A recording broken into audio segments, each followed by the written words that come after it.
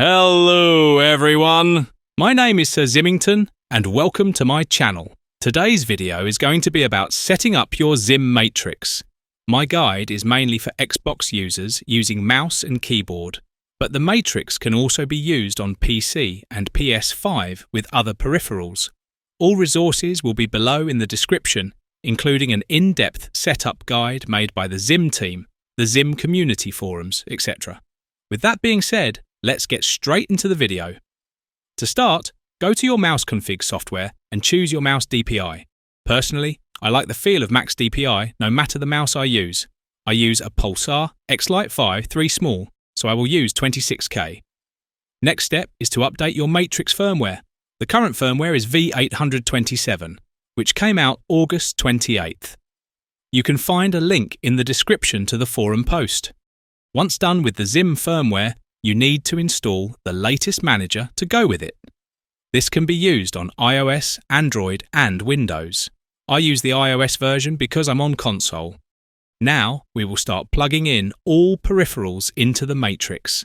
First, plug an authentication controller in port 3. Controllers that are supported are first-party Microsoft controllers or third-party officially licensed wired controllers. If you are wondering if your controller is supported, please click the link in the description. Next, plug your keyboard into port 2, then plug your mouse into port 1. Lastly, use the included USB-C cable to go from the matrix to your console.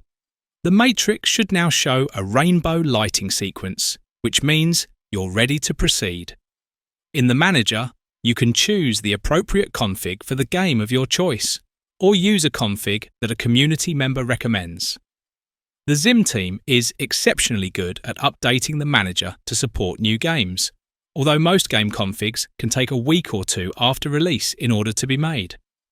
A quick tip for Modern Warfare 3 players: the YouTuber and forum user, Mr. Brutal Frosty, discovered that the Vanguard config felt a lot more responsive than the MW3 one. I tried it months ago and haven't looked back, because a lot of us felt like the MW3 config was floaty feeling when it came to aim. So for MW3 specifically, I would suggest the Vanguard config if you are not planning to use the anti-recoil workshop. The only configs that will work properly if you make intricate smart actions for anti-recoil are the configs made for that game specifically. Keep this in mind. After choosing the config, make sure your DPI and update rate are the same as what you have your mouse set to. For COD, I would recommend using 1000 Hz for your mouse and manager. At this point, it's mostly preference on what you would like to achieve with the matrix. Do you want to feel like you have a ton of aim assist? Is a more native mouse and key feeling what you're after? I have a great MW3 config in the pinned comment below that I made if you would like to try it out. If your mouse DPI doesn't go to 26K or can go higher, set the DPI in the manager accordingly and adjust the hip and ADS sensitivity in my config to your liking. I will have a video soon on how to maximize aim assist for COD. Also, in a couple hours, the Black Ops 6 beta starts.